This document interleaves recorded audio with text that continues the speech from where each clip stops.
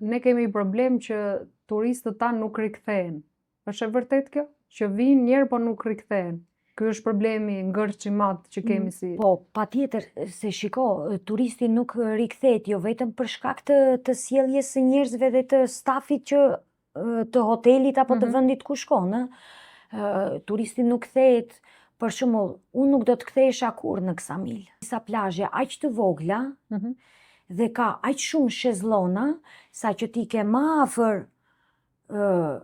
shezllonin ngjitur sesa atë që duhet pjesëtarin për kapacitetin e turistëve që vinë në Shqipëri, rrugët dhe parkimet tona nuk janë të mjaftueshme. Nuk kemi infrastrukturën e dur. Po nuk bëhet fjalë. Pastaj për ujërat e zeza që nuk e dim akoma se ku derdhen, për të mos folur për ujin e pishëm që është akoma problematik. Në shumë qytete është me orare.